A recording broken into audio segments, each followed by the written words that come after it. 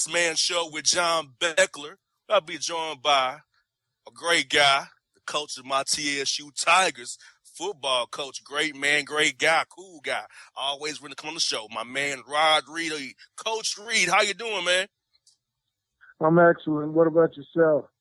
Hey, Coach, can't complain. Another great day in the Big Blue Nation. We had a great recruiting class and a great party we had last Wednesday, Coach. And before we get started, Coach, I want to ask you, man, when you guys went to planning this recruiting class and getting these guys you got to come in, what was the main focus you want to get for the guys? Was it character? Was it speed? All the above? Or you just wanted to just get some depth on the roster? What was you guys' point of emphasis? Well, we wanted to address speed. We wanted to address speed. We know that we wasn't as explosive as we needed to be last year offensively. We felt like we needed to get longer in the secondary, and as always, you want to take care of both fronts. We felt really solid at the linebacker spot. Justin North, who had a season-ending knee injury, will be back next year. And a lot of young guys at the linebacker spot got an opportunity to get a lot of valuable experience this year.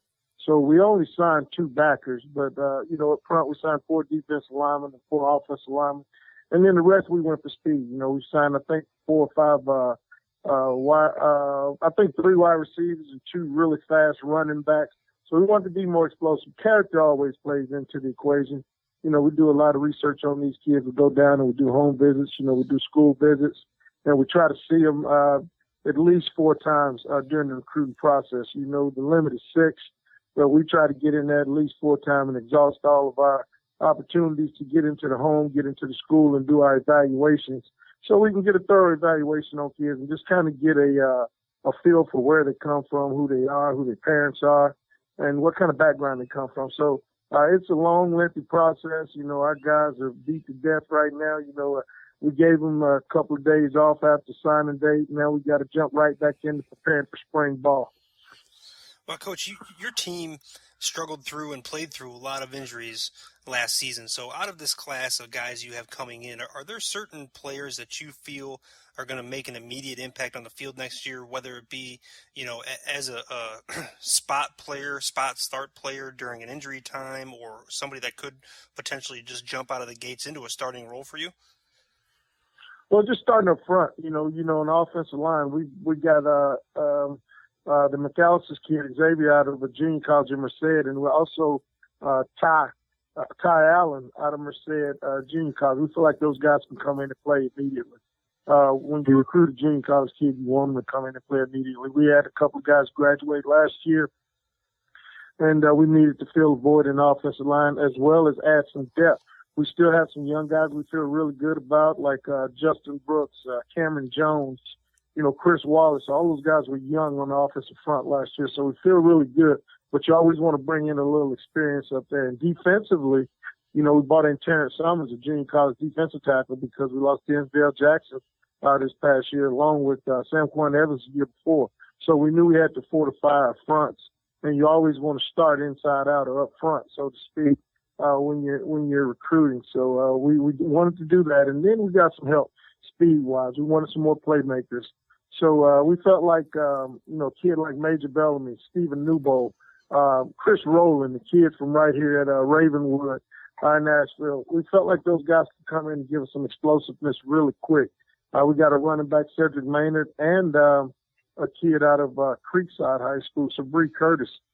All of those guys we expect to come in and make an immediate impact. All of those guys are sub 4 or 5 guys that can run, and we really added some speed to the roster. So we're not looking to redshirt a whole lot next year. We're looking for guys that can come in and make an impact, whether it be offense, defense, or special teams.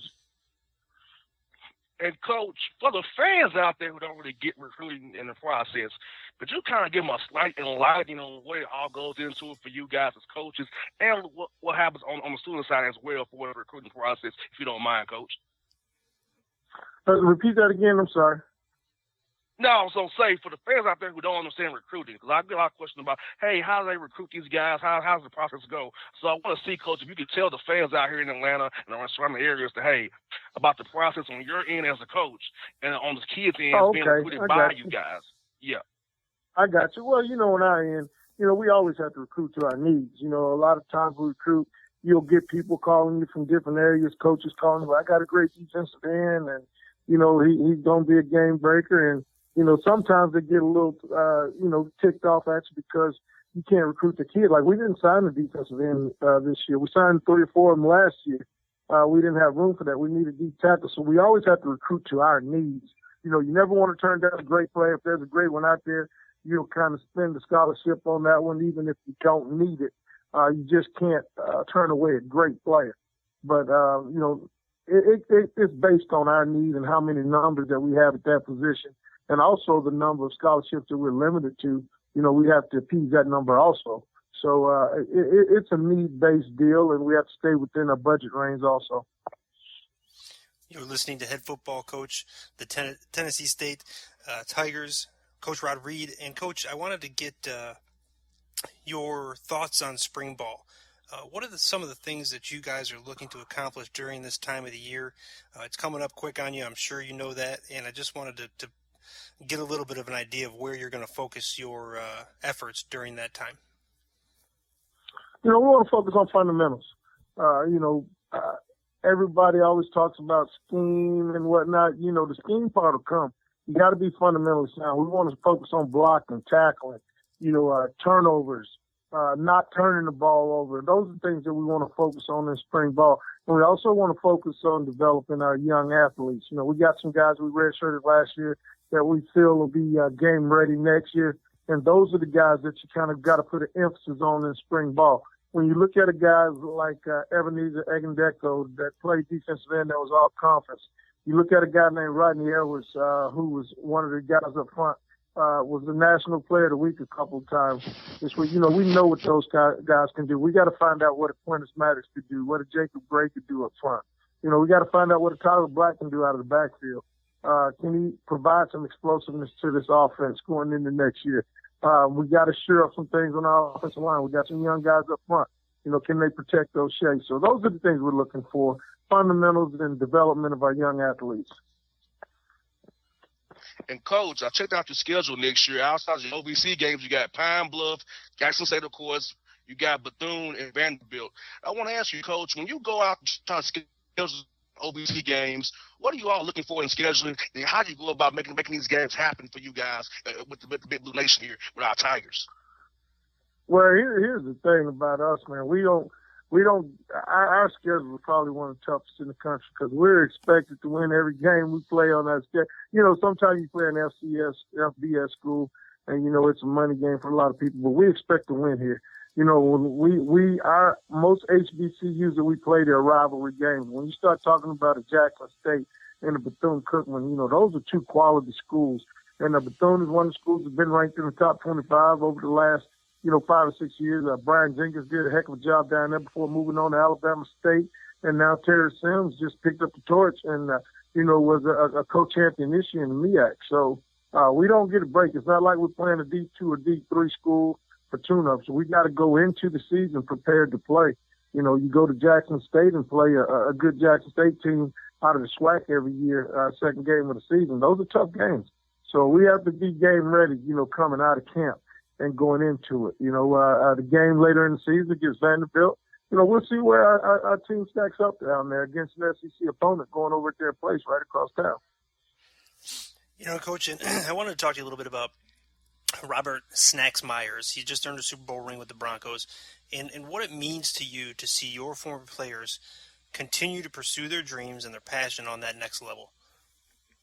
Oh, it's great. It's great seeing one of your kids being recognized at the highest level. You know, you're alongside of guys like Peyton Manning and Von Miller. You know, what more can you say in your rookie season?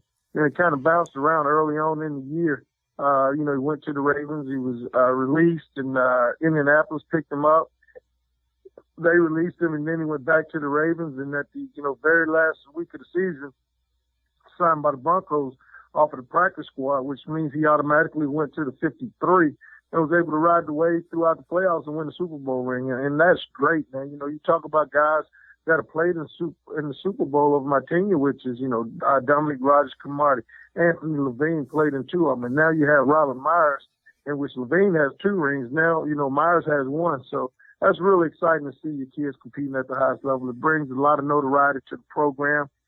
It just brings a smile to my face and the goodness in my heart, man, to see those guys being able to fulfill their dreams at the highest level. Now, Coach, on the low, that sounds like a nickname that you may have bestowed on this young man. So give me the background on Snacks and the nickname Snacks. Where did that come from? I think they've told that story a bunch. It's just when he was a freshman, man, out of Louisville, Tennessee, he just in the cafeteria. He'd be the first one there. And he was always sticking stuff in his pockets. He'd be the last one to leave. And he was just eating up everything. And I just see him. I was like, man, you just eat all the time. And I just kind of started calling him, I'm going to call you Snacks. So I started calling him Snacks every time I saw him. And it just kind of caught on. And, lo and behold, here today in the Super Bowl, he's being called Snacks, with all the media outlets. That's great. Yes, indeed. Well, Coach Reed, as always, Coach, we'd love to have you on the show with us. Can we talk to you again down the road, and go Big Blue? All right, go Big Blue, man. Thanks for having me on. No doubt, Coach. Folks, TSU Tigers head coach, rivalry in the Bossman Show. Coming up next, Eastern Kentucky Cardinals head men's basketball coach, Dan McHale on the Bossman Show. After the break with Jair and John.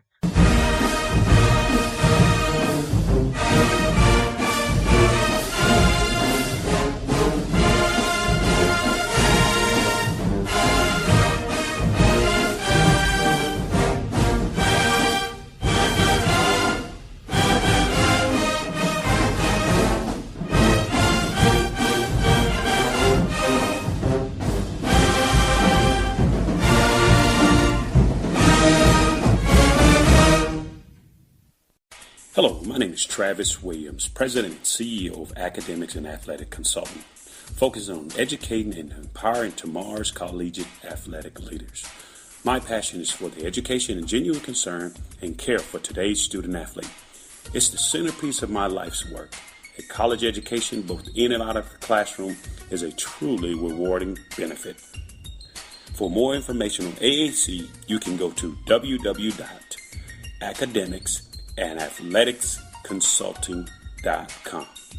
Once again, www.academicsandathleticsconsulting.com. Or you can follow me on Facebook at Academics and Athletic Consulting, or Twitter at Coach TWill24, or Instagram Travis L. Williams 24. Or you can call me at 404-542-6079. Once again, AAC is very proud to partner with J.R. McHenry of the Bossman Radio Show, covering sports and entertainment across the country. Please tune in weekly for informative, entertaining, and expert analysis on today's sports and entertainment topics. Thank you. Hip-hop fans, I got a great album for you. The debut album from Family Grind ENT, True Speech and 313 Fresh. We're going to give you 2 discs, 33 songs of pure, genuine hip-hop. Albums available on iTunes, Amazon, Google Play, illstreetrex.com, and streaming live right now on Rhapsody, Beats Music, Spotify, Xbox Music, Slacker Radio, and SoundCloud. Check them out today. True Speech and 313 Fresh. Family Grind ENT. Believe in it. Get it. I wear a mean dark pair of shades, and you can't see my eyes unless my head is bent. You dig?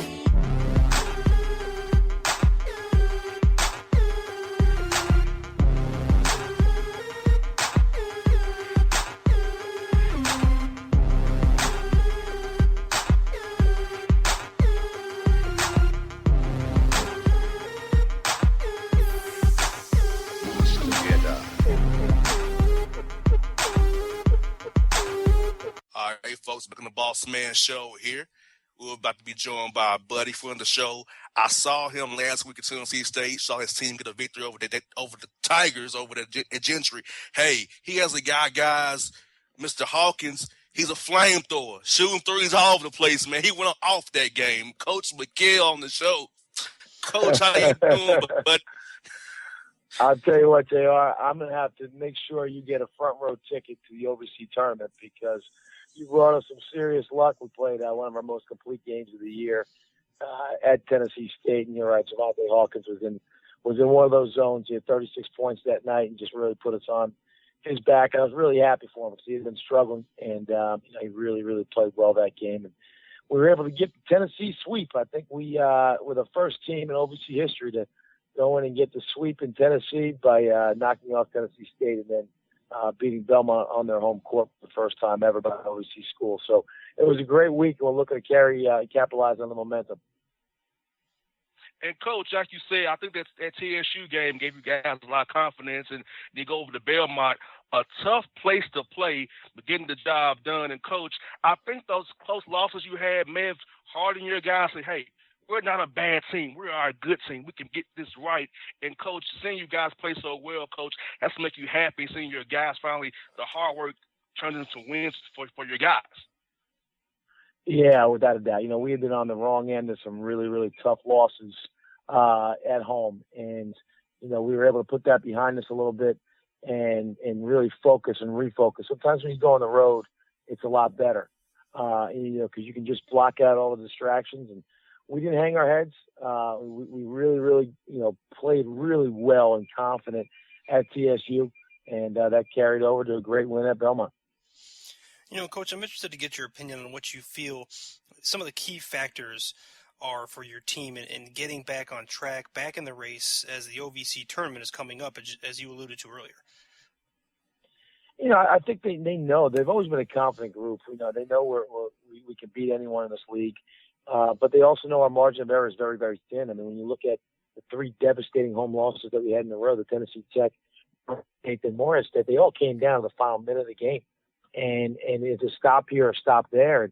It's if we can just understand what our weaknesses are, and that's really guarding the basketball, digging in, getting stops when we have to.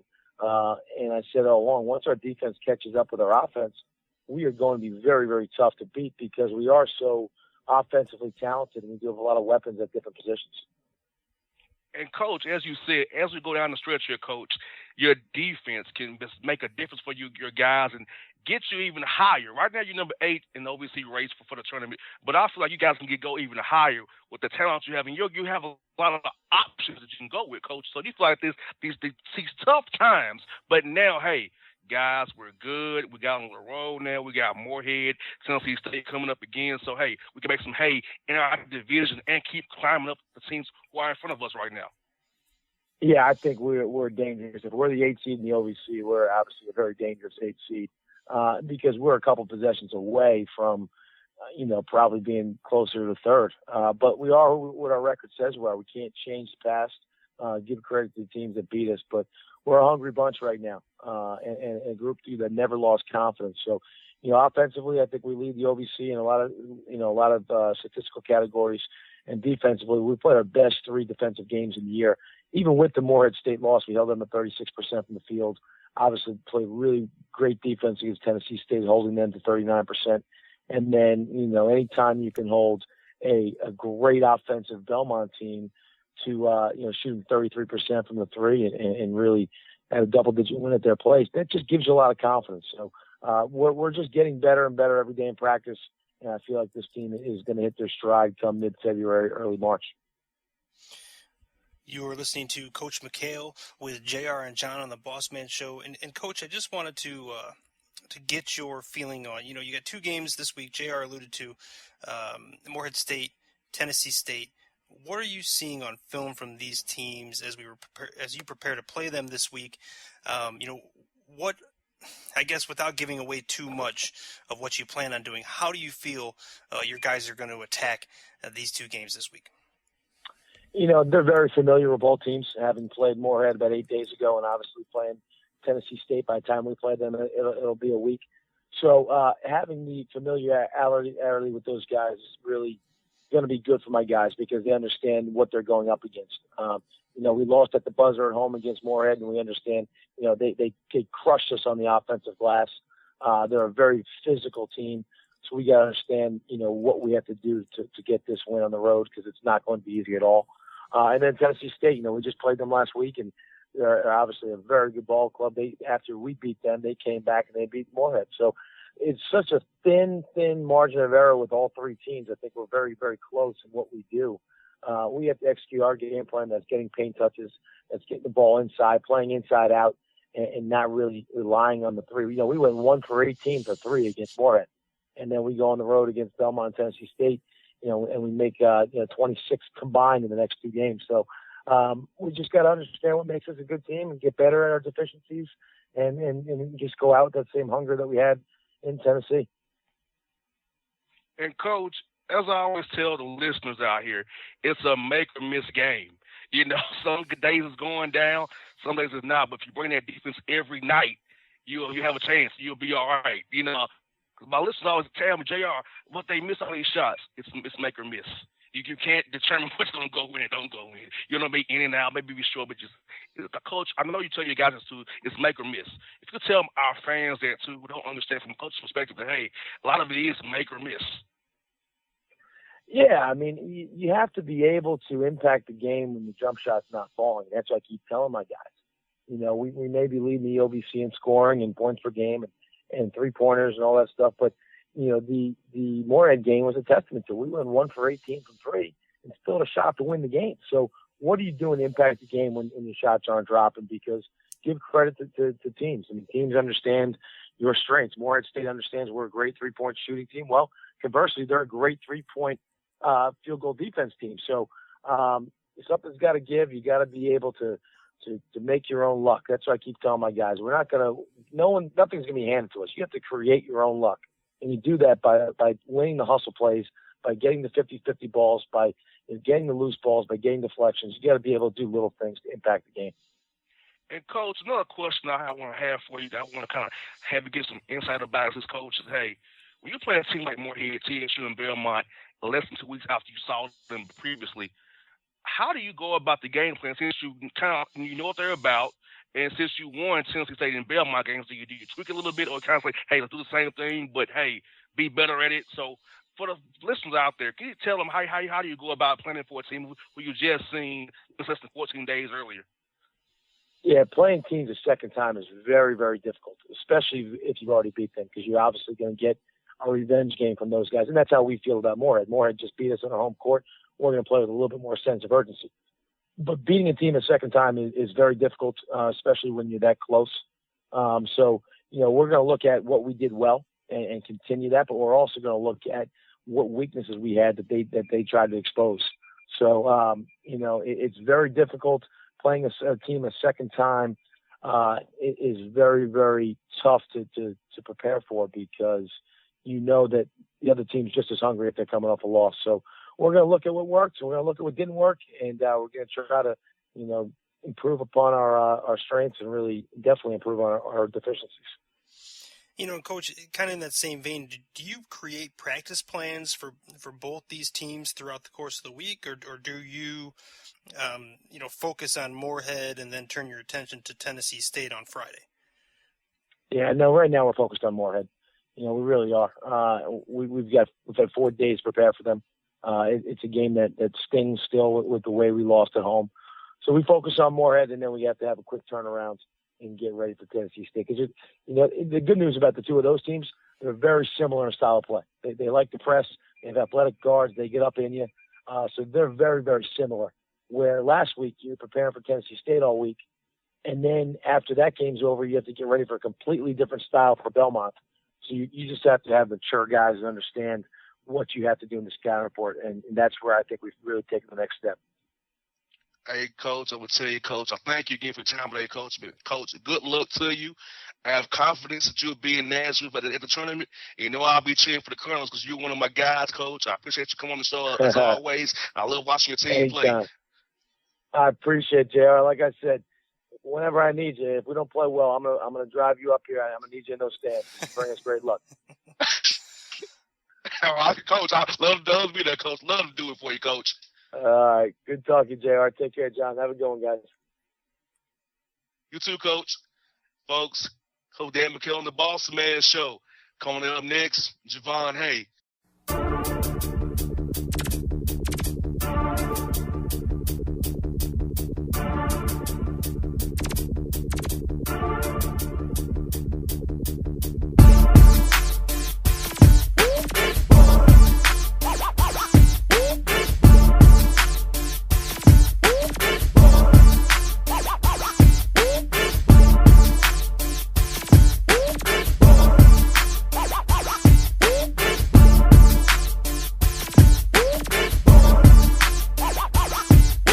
Hello, my name is Travis Williams, President and CEO of Academics and Athletic Consulting, focusing on educating and empowering tomorrow's collegiate athletic leaders. My passion is for the education and genuine concern and care for today's student athlete. It's the centerpiece of my life's work. A college education, both in and out of the classroom, is a truly rewarding benefit. For more information on AAC, you can go to www.academicsandathleticsconsulting.com. Once again, www.academicsandathleticsconsulting.com. Or you can follow me on Facebook at Academics and Athletic Consulting or Twitter at Coach TWill24 or Instagram Travis L. Williams 24. Or you can call me at 404-542-6079. Once again, AAC is very proud to partner with J.R. McHenry of the Bossman Radio Show, covering sports and entertainment across the country. Please tune in weekly for informative, entertaining, and expert analysis on today's sports and entertainment topics. Thank you. Hip-hop fans, I got a great album for you. The debut album from Family Grind ENT, True Speech and 313 Fresh. We're going to do 2 discs, 33 songs of pure, genuine hip-hop.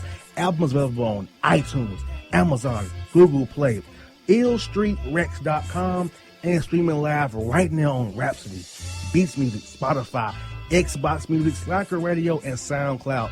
Check them out today. True Speech and 313 Fresh. Family Grind ENT. Believe in it. Get it.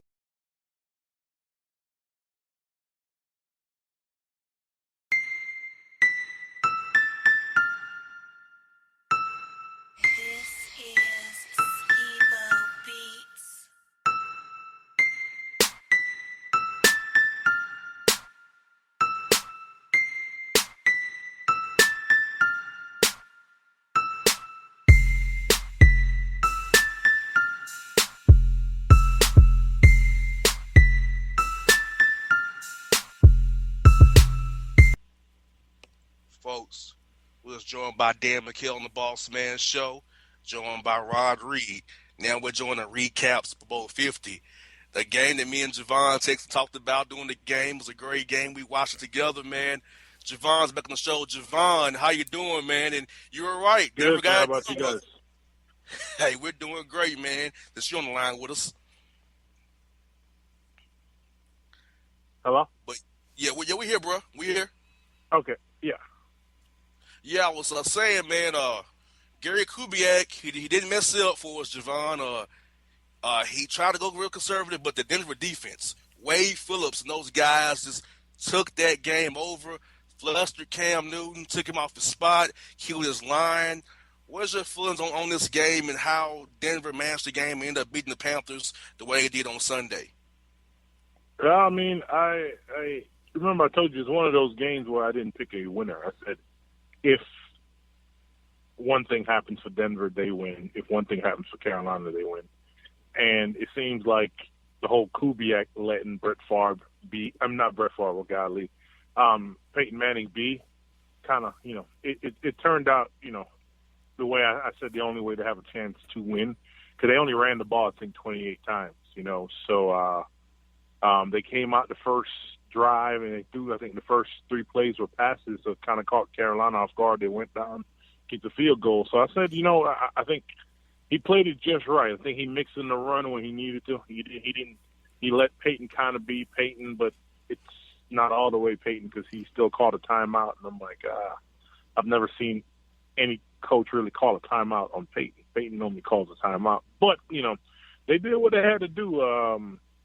Wade Phillips, man, he's a monster, man. He's a monster back there with the defensive side, and he called a magnificent game. And hats off to him, but hats off to the players because the players executed the game plan. And sometimes when you got players like Von Miller and DeMarcus Wares and Talib, Aqib Talibs of the world, makes your job much easier as a coordinator. So. Well, and Jovan, I wanted to talk about that Denver defense with you a little bit. Having been in that situation, playing on that side of the ball, what is it like when you're in a game that you're basically imposing your will on the offense, and you're for lack of a better word, dominating them up front, and you're basically able to do what you want from a defensive perspective. What does it feel like on the field when you have it going all the right way? No, it's the best feeling in the world. I mean, we had many moments when I was in Tampa. One of my favorite cities, I used to go to and love playing in, that we love playing in, was Atlanta. Because Atlanta, everybody came out. All the stars came out, got a live DJ. And, I mean, I remember one game, I think we put up like 38 on Atlanta. I think they only scored like 7 or 6, 2 field goals. And it was against Matt Ryan, and nothing feels better when that offense can't do anything. And guys out there dancing, laughing, and, it's that look when they come out the huddle and you see, wow, they're shook. And, me and my brother were talking about it yesterday, or 2 days ago, saying you knew Carolina was shook when Michael Orr and the other tackle jumped. Fall started, and they were the first 2 to leave, and the 2 guards of the center was just still there, like the count was on 3 and they left on 1, and it just lets you know how much Von Miller and Ware and that defensive line was in the guys' heads. So there's no better feeling. There's zero better feeling. A lot of people say, "Oh, it was a boring Super Bowl." I said, no, I wasn't. I loved it because I saw 2 defensive units that just balled. Carolina's defense balled too. But Denver's was just a little bit better. True that. And Jovan, did this expose the fact where the Panthers need more dynamic playmakers on the outside? Because without Kelvin Benjamin out there, again, Funches, Cotchery, and even Brown really couldn't get open unless it was a crossing route.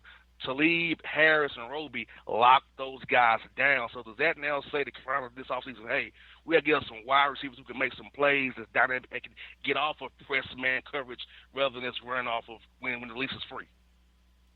I mean, yeah, you always want to get better because, you always want to upgrade in certain positions where you feel you might not be that strong. But, don't get me wrong now. Carolina those receivers did allow Carolina to have, their MVP at quarterback. So it's not like the receivers are not good. They're good. It's just they just ran up into a force that was waiting on them. I mean, think about it. They ran through people through this year. They ran through people in the playoffs. They didn't have trouble with Seattle. They didn't have trouble with putting up points against Arizona. So it's like it just ran up into a team that was just destined to have one of the all-time great defenses, and that was it. Yes, they want to upgrade, but those same group of guys that dropping passes, they've been doing it all year. It's just that you can't afford, those plays in a game of this magnitude with that defense. And, is it a knock against the receivers when they say, hey, we knew we were going to man up and force Cam to beat you? I mean, I don't know.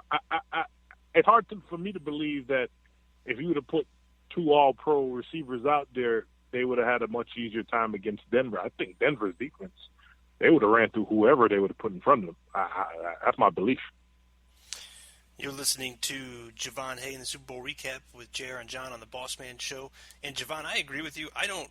From my eyes watching that game, I didn't see where Newton had a whole hell of a lot of time to find anybody deep downfield. And the one time they did give him a little bit of time, they took a deep shot, and they were able to connect with it and kind of extend a drive, get a first down, and move the ball a little bit. But he just didn't have a lot of time to look too far downfield.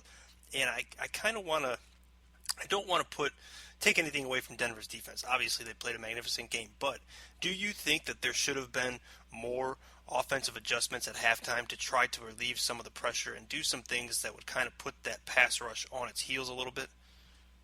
I mean, you can try, but there's I don't think there's too much. I've been in those games. There's not too much you could have done. I mean, you got a guy like Greg Olsen. You want him to be released. You don't want Greg Olsen in there blocking, chipping. That's not his job. His job is to go out there and catch passes. So it's like, what are you going to change up the game plan for literally, I mean, yes, the whole D line, but 2 guys that are screaming off the edge, then your whole scheme gets messed up. So you almost got to just say, hey, man up and win your one-on-ones. That's what it comes down to. I mean, that's what football came down to. Like, you get paid, he get paid. You got to win your one-on-ones. And, yeah, you said you could have gone and given, the tackles help. But what if you would have gave the tackles help? What if you would have had 1-2-man routes? Like, no. So there's not too much you could have done, man. It was just one of those ones where it was just Denver's time. I think Carolina has 3 Pro Bowlers on that offensive line. I think I might be wrong. Might be 1 or 2. Might be 2 or 3. But the O-line is good. They've been blocking all year. And you just, when you go into it, you're not going in to say, hey, you know what? We've been blocking all year. There's if this happens, we got to go, start Max Pro. And Carolina's not a Max Pro team, So it's just, it is what it just happened, man. If I replay that game again, do I think Carolina plays that bad? I don't think they play that bad. But, I think, Denver's defense, they weren't going to change. And now, Jovan, I'm going to turn into the quarterback's position on Denver Payton, man. And I think he's going to retire at the end of the season, and which means that they'll probably bring back Brock Osweiler. What in your mind would be a good deal for Brock Osweiler to be their starting quarterback going forward? I'm thinking a 4-year at $60 million maybe, with about $20 guaranteed. How do you feel he should get paid this offseason to be a new starter in Denver now? Oh, man. I'm not a cap guy, but, that's very that's very iffy. You're talking about 15 a year. Nah, I wouldn't give him. I can't give him 15 a year. Russell Wilson just signed 4 for 80, so I can't give him 15 a year. There's no way. I think that's going to be the problem, where somebody's willing to pay him, and if Denver thinks that much of him, they're gonna, they'll have to overpay. But I can't give him 15 a year. He hasn't shown me anything where it warrants 15 a year. And then again, I'm not the one who's going to be writing this check. So I just know for me, he wouldn't get 15 from me. I can promise you that he wouldn't get 15 from me. Well, I personally agree with you. I think you've got to kind of let him earn that, So you get him into a contract and say, hey, listen, kid, you're going to be taking over the Super Bowl champion Denver Broncos. You need to earn it a little bit. We're not just going to give you the keys to the kingdom. So from that perspective, I totally agree with you. No, you could give him the keys to the kingdom. You can give it to him. He just ain't going to get the car. Well, yeah. He can get the keys to the franchise, but and I didn't mean car. It's he gonna have the key to the kingdom, but he ain't gonna control what door. You don't know what door that's gonna open because you just can't. You just can't. I would say you give him the keys to the car, but I don't give him the car. Right. You got to earn that car. Well, I want to the keys. Exactly. I want to flip it over to Newton and talk about his performance a little bit. And I want to get your take on the fumble and how people are talking about asking why he didn't dive on that fumble that turned into the touchdown. To me, it just looked like he froze in the moment and didn't react. And I want to get your take on it from being on the field in those situations. It seemed like he just froze up. I can't tell you that. I can't. That's going to be the lasting impression of this year's Super Bowl to me. I can't tell you why he did it. He has his reasons, but it's hard for me to believe it's the Super Bowl. And thinking about injuries, I'm not trying to, say one guy's better than the next, but, Thomas Davis broke his arm, had surgery the next day, and played in the Super Bowl in 2 weeks. So he could easily have said, you know what, my arm's broke. I'm not injured. I mean, there's not a chance of me getting injured. I'm injured. My arm is broke. I'm not playing the Super Bowl.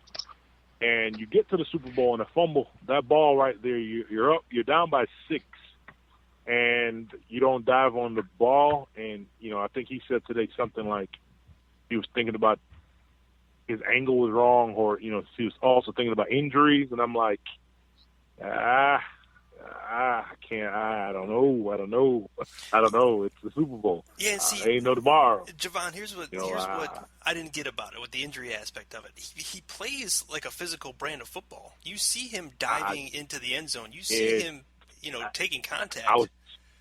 I was just about to say that. If I'm a quarterback and I'm like, hey, you worried about injuries? Don't go head first and flipping over 2 or 3 guys. You slide. So it was hard for me to believe that this guy who is so physically dominant and runs through people, and instead of just, you saw the touchdown against Arizona. He could have ran the end zone or stick the ball out like Russell Wilson always does, and then run out of bounds to put the ball over the pylon. But he decides, hey, I'm gonna take off like Superman.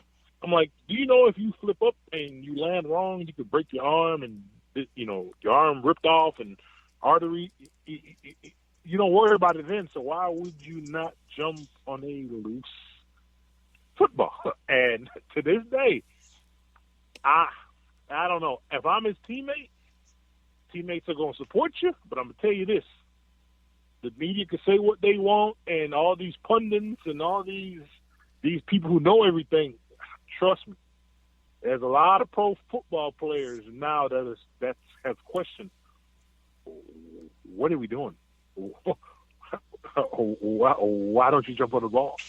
And his teammates, they're not going to come out and say it, but I guarantee you some of them are thinking, wow, the ball's right there. It was strange. It was definitely strange, and that's the only way I can put it. It was strange. It was a strange play to me. That's all I can say. But I would rather we would have better off saying, you know what?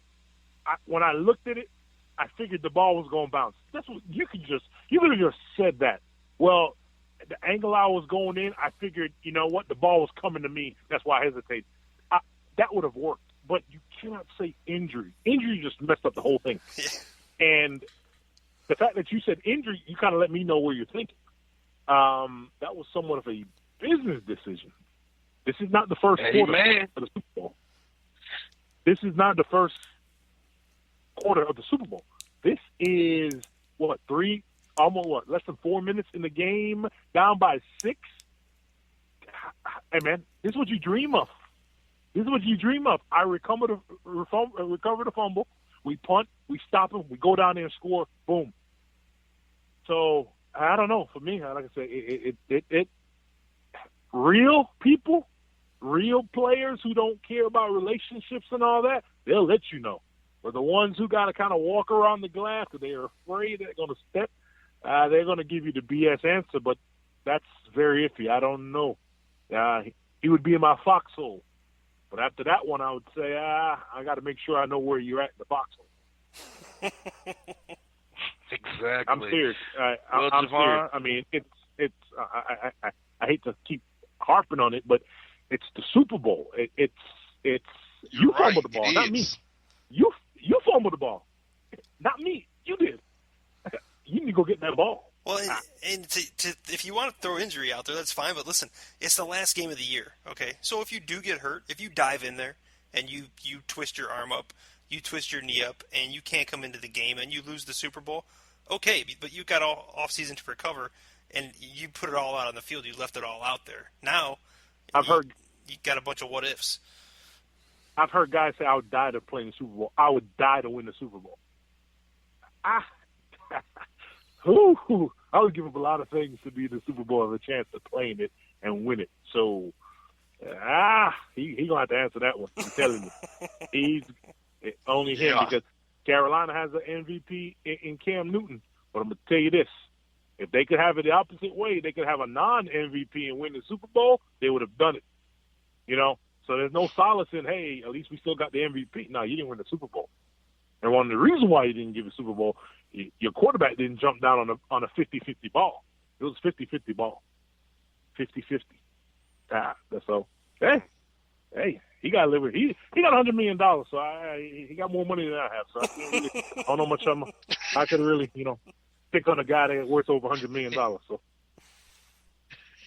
I hear that. Well, Jovan, I think it lends this argument, hey, Cam was flustered. His head was gone. I think he had a brain cramp at that point in time. He had mentally checked out to a degree that they just got in his dome. He was flustered. It was in his head. He was just wasn't himself like he usually would. I called it though. I called it. I said, and I was talking to a couple of my friends. I said, I'm gonna tell you this: when you've never been punched like that, and you really don't know how to react, and the problem is the person that punched you won't go away. I think that's where it kind of happened with Denver. He realized, okay, these guys are real good, but there's no way they could keep this up. And trust me, Denver left 8 sacks easy out there. Easy. They left about 8 sacks out there. But it's just that no matter what we did, we couldn't do it. So he knew in his head, oh, man, it's going to be a long day. And he just didn't react well to it. He just didn't. I mean, but sometimes it takes experience, though. Denver lost to Seattle a couple years ago, and they righted the ship. So, they'll be back, man. They'll be back. He'll learn from it.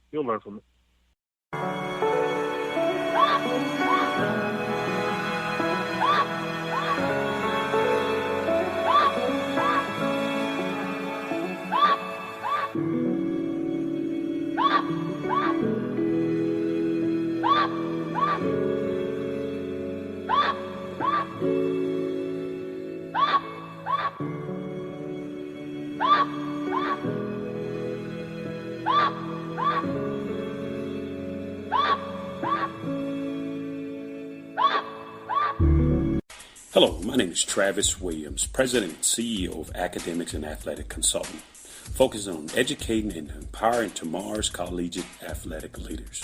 My passion is for the education and genuine concern and care for today's student athlete. It's the centerpiece of my life's work. A college education, both in and out of the classroom, is a truly rewarding benefit. For more information on AAC, you can go to www.academicsandathleticsconsulting.com. Once again, www.academicsandathleticsconsulting.com.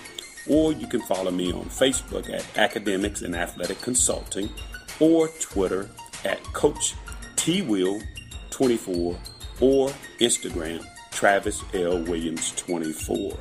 Or you can call me at 404-542-6079.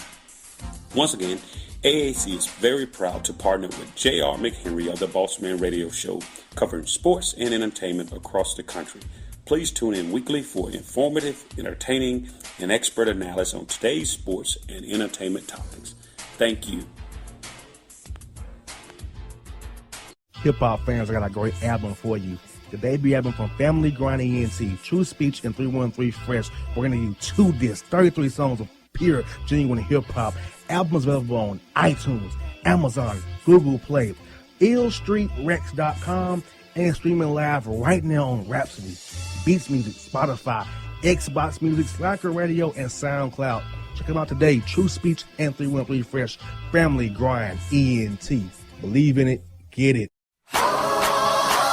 I'm facing a bottle for all of my problems. These Instagram models are nothing but trouble. Should go away now. I'm going for throttle. All these Instagram models, I said they're nothing but trouble. Folks, we back here in the Bossman Show, Bossman Radio Network, and BossmanRadioShow.com. My man, for back-to-back. We're going back-to-back. True Speech for the Boss Support Speech. What's good, my brother? What's going on with you, bro? What's happening, man? Man, not much, man. Freezing my ass off. Boys, glad it's All-Star Weekend. It's about to go down, my dude. I can absolutely understand that, dog. I know All-Star Weekend has been a long time coming, bro, and I know you guys are looking forward to that, man. Brother, yes, indeed. So, folks, speech is here. I'm here. You've been waiting on it. It's time for it. It's here. It's a Boss Report. Let's get it, bro. First story, dog. California woman is arrested after aiding in violent inmates escape in exchange for, quote, work on her cakes. What? Hold on. So she helped a violent inmate free. He was incarcerated. She helped him free so he could do some breaks off that time. I'm assuming that's the kind of thing to say, right? Yes. So a felon, a violent felon is not free because she wanted to beat up right for Valentine's Day. I'm assuming this is around Valentine's Day. Or maybe she just wanted to take a beating up right. Am I right in my assumption? Yes, you are. Ain't America great, dog? Ain't America great? I mean, only in this country will people willingly not only break the law, but set free violent criminals just so they can get some law. That is absolutely amazing. The decision making of the American populace is on a whole other level, bro. I agree. And Florida man loses car keys while naked and accidentally locks himself in the trunk while looking for them. How do you lock yourself in the trunk of a car? I can understand locking yourself out of the car. It's rare, but it's happened to me once or twice before. How do you lock yourself in a trunk? That is the stupidest thing I've ever heard, bro. Do you know the process and the procedure that one must take in order to get in the trunk of a car? Second of all, to actually have the trunk of a car sufficiently closed to where you're locked inside of it, that's a very long and stupid process. It's a lot of times for decision making within that time frame where an individual could, I don't know, not have gotten locked in the trunk. Exactly. Whew. Florida man never ceases to amaze, bro. Never. Florida man. And this is a gross overreaction of the highest order. South Carolina woman is arrested after beating her husband with nunchucks. He refused sex of all kinds. You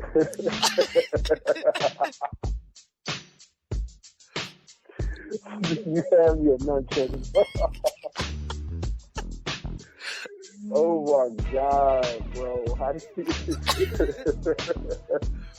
pussy trained in martial arts, bro, get you to find a pair of nunchucks and you go nuts. I was one of those who just went ham, bro. Oh my God. Like, how did you... Why are you so mad? Like, oh my God, man. Oh my God. I tell you. And it gets better. Florida woman is arrested after attacking her husband with spaghetti during argument over, quote, bedroom productivity. First of all, how do you beat somebody with spaghetti, dog? It is not... It is a very... what's the word I'm looking for? It's an elastic... It's a gelatinous type of stuff. It's not hard enough to physically assault somebody with, bro. I can understand that she beat him with a breadstick. That's acceptable. She beat him with spaghetti? How? Yes. Was it cooked spaghetti? Yes, it was. How? No, I'm not understanding how one could do that. I would pay to see that. How do you beat somebody with cooked spaghetti? Exactly. I'm with you. It stumped me when I read it. So, got that in Florida. Dog, Virginia woman is arrested after knocking her kid's assistant principal out after, get this, disagreement over issue with her child and the size of his junk. Wait a minute. Whoa. Whoa. You said a mother got into an altercation with her son's teacher? Principal. Over the size of her son's genitals? Yes. Because get this. A female student complained it caused her to have after spotting. Oh, geez. Really? Really, dog? You have got to be joking with me, bro. Like, I refuse to believe that. Are you serious? Very much so. Wow. After spot. Wow. Wow. I got nothing. I would love to have been a fly on the wall during that conversation and just saw the principal's reaction when somebody actually walked into the office and said that, bro. Like, I would hate to be in a room and see that reaction. Exactly. And get this.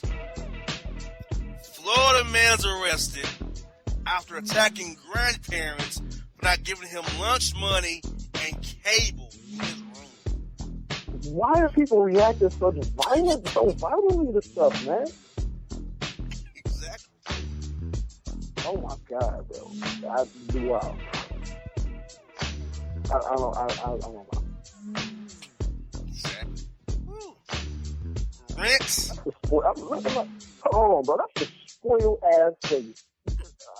I'm grateful. I just physically assault your kid. You know what, dog? That's that bull.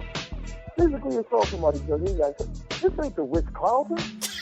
He's about to run up on a plug twice. Like, come on, man. What's this disrespectful? These kids need ass whooping, bro. Like, they really, really do. That's just wow. I agree. And get this. We have a rent-a-wheel story here. Man gets rims repossessed dog after missing payment of, guess what? $25 by one day. Here's the thing, dog. I promise you. They wouldn't have came and got nothing from my house if I'm missing payments by a day. They would have been the last thing to try to do. I can put that on word. I can put that case to rest. I'd have been like, dog, if y'all don't get off my proper day, like, dude, it would have been just like my man's off the Powerpuff Girls with that shotgun. What's my man's name? Fuzzy Lumpkin. I'd have had some hotness for him. Get off of my proper day. He's like, dog, it's a day. Back up off it. Like, for real. Chill out, man. I'd have flipped out, bro. But I promise you, wouldn't nobody have taken that damn thing out my butt. I'm right there with you. And a Florida lawyer is banned from 5 jails after having sex with an inmate in the interview room. How? There's guards and cameras everywhere. How do they pull that off? Exactly. I'm floored, bro. I really am floored. Yep. Well, try this. Legit.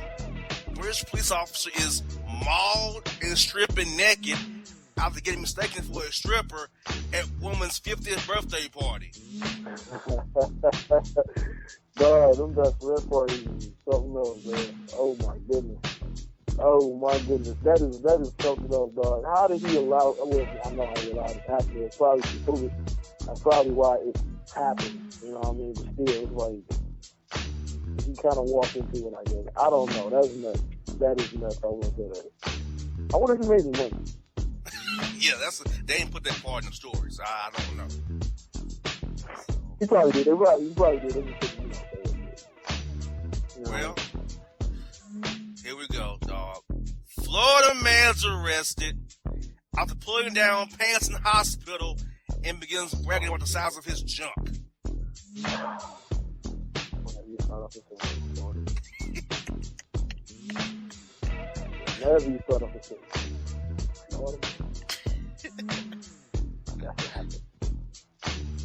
That's what happened. Bro, I'm so at a loss by that. Like, I mean, don't get me wrong, I'm pretty sure I've crashed and everything at this point. But it comes to a certain point where even that is just like, wow. I mean, come on, dog. Who would do that, bro? Florida man. Only. Florida man. You know what? You're right. That's exactly who would do it. Florida man. Florida man. Well, this is going to be good. Washington man named, get this, Bizal Dudu So Pity Bop Bop Bop arrested after Biden trying to stab officer and give officer his junk.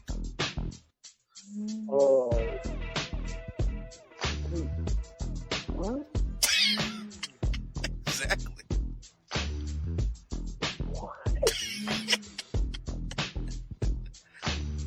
Wow.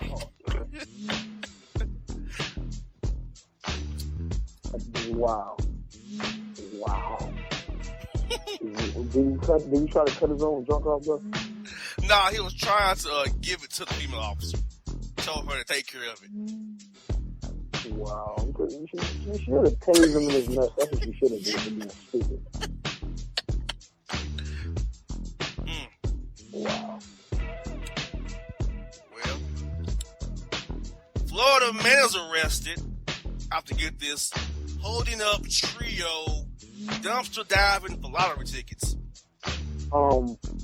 If it was a winning lottery ticket, I don't think we would be in the dumpster. Exactly. I'm right there with you. Yeah, that's wrong. That's funny. Yeah, I mean, I know if I had a winning lottery ticket, the last thing I'm gonna do is throw it away. You know. I agree. Yeah, I wouldn't. You know, I'm not throwing it away. So I don't know why they think we would be throwing it away. I guess. I don't know. I'm trying to figure out what they hope to achieve in that goal. They think they're gonna find like $1 million lottery ticket. You know what I mean? Like it don't work like that.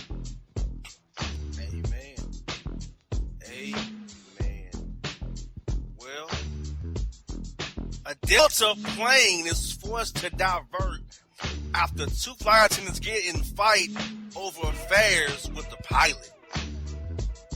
So both of them was giving the pilot some money? Yes. I can't lie, that's a pimp move, dog. That's a pimp move, dog. I gotta give big up to the pilot, dog. I mean, that is so. That's why the pilot is a G. How you getting burned from both of them? They're on the same plane.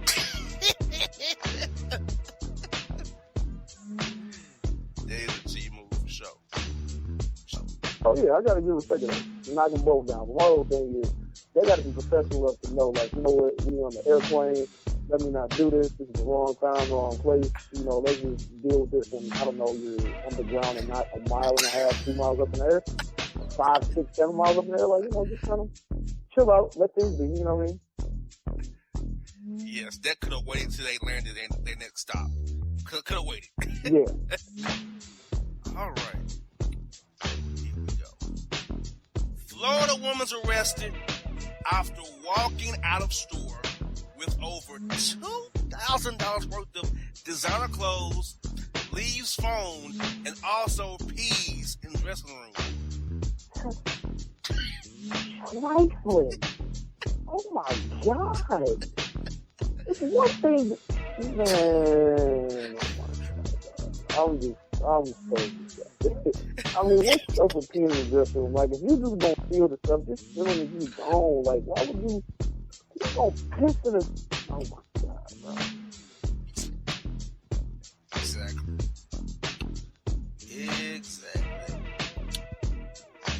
Woo-wee. And a Pennsylvania man gets busted trying to sling rocks in court.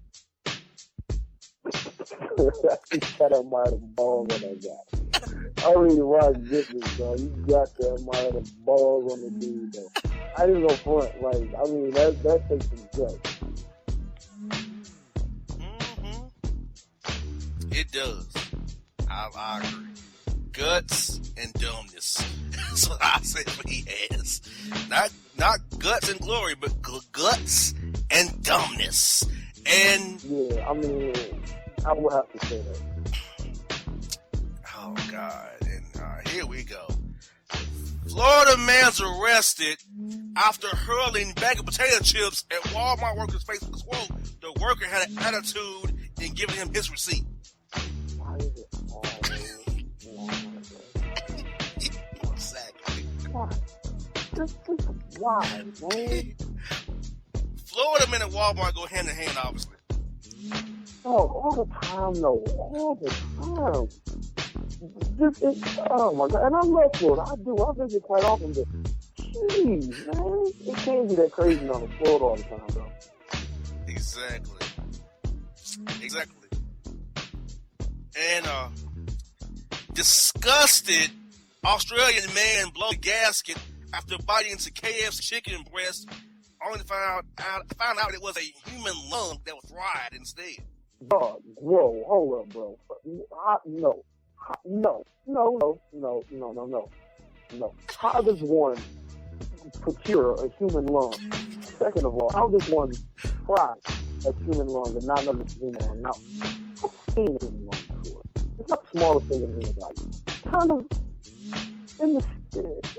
unmistakable. When you see it, you know it's a lung. So I was really confused as to how a human lung even came into possession of a KFC distribution system. Like, how in the blue hell there's a lung? Exactly. Like, really? After this story, I'm not eating KFC no more. Well, I ain't had it in years, and I ain't listening to it. I'm trying to figure out how this one can kill it. And how do you mistake it for a chicken breast? I don't know. I don't know. Yeah. And Florida man's arrested after stripping naked and walking down the street because, quote, Jesus, Moses, and my dog Abraham told him to. Really? I don't think God talks to people and say, you know what, walk around the street with Johnson. I just don't listen to God has those conversations. I don't see it. I could be wrong, but I just don't. And I was quote, Jesus, Moses, and his dog Abraham telling him to. Really? You know, I talk to God a lot, and he said, you know what, Steve, I want you to walk down the street, and me and God will never have that conversation. Just one of those. I don't recall. I can't recall. Exactly. Yeah. And I'm for you, dog. Alabama man was arrested for a certain law because he had his arm around his girlfriend's derriere and they walked down the street in a certain city in Birmingham. I want to talk about this. I really do. But I really don't want to hear anything stupid coming from anybody. And I don't want to get any more ridiculous emails. So, no. I guess. I will say this. That's not illegal.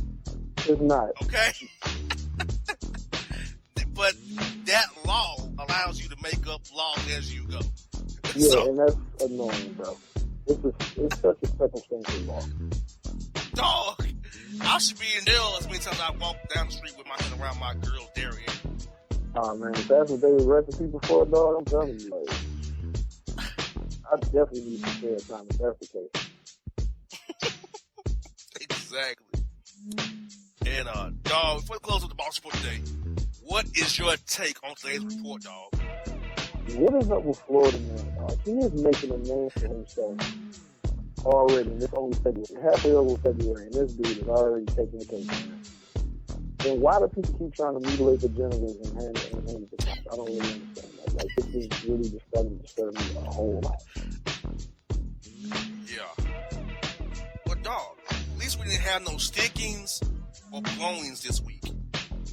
And that's good, because I don't think I could. I don't want to finish with that, though. I really don't. So, all in all, a good report. Dog, before you go, what's going on with Family Grinding and Tea this week, bro? Hey, man, I'm telling you, dog. It's some big stuff we got popping off, man. If anybody get to see the announcement, this April we will be in Canada, dog. We are going back to Toronto for Canadian Music Week, the festival. I cannot wait. It's going to be one of the biggest festivals of the year, man. It's a worldwide international festival, dog. Family Grind will be in the building. We'll be in the city of Toronto. So in Toronto, definitely come check us out. We got a lot more information on familygrind.com, man. Familygrind.com. I cannot wait for Canadian Music Week, dog. 2016 is going to be so live, so lit. Going back to Toronto, man. T-Town, the Dot Dog. Oh, man, there's going to be so much love. I can't wait to hit it. Of course, we still got Cooks from the Underground popping. We had to update our servers on illstreetonline.com, people, but we are back up and running. Get your official Family Grind gear, your merchandise, and your music. illstreetonline.com. ILLSTREET online.com. That's all one word, of course. And definitely check out the YouTube channel, youtube.com/SGETV. Get it for all the visuals. Got some new ones coming, people. I'm telling you, they're going to be hot, of course. And of course, follow us on all social media, Twitter, Instagram, and Facebook is @Family Grind. You can follow us, keep updated with everything we got going on, man. We got more shows to announce. I can't announce them just yet, people. I'm sorry, I can't do it. I gotta hold on to the juice. But I'm telling you, when you drop them, it's gonna be worth it. Definitely come check us out this year in the city near you. I appreciate everybody that's rocking with us, man. You know, pick up that Cooking from the Underground, FamilyGrind.com, iTunes, Amazon, Google Play, and UndergroundHipHop.com. So shout out to them because they've been showing us a lot of love with that physical product, man. Selling out over there. So I think they still have a couple more topics left, so definitely check that out, man. Just keep us updated with it, man. We got a few things popping off, a lot of things popping off actually, so it's gonna be a big year. No doubt, folks. It's your boss, John Show, John Beckler. It's Radio Network, BossmanShow.com. And if you don't know, now you know.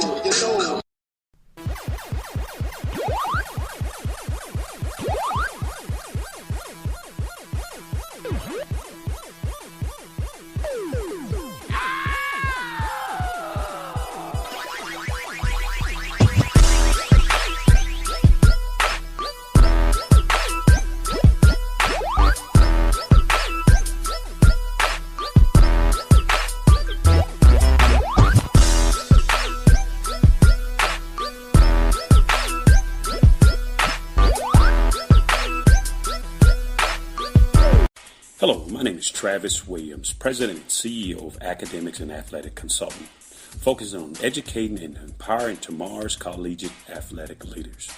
My passion is for the education and genuine concern and care for today's student athlete. It's the centerpiece of my life's work.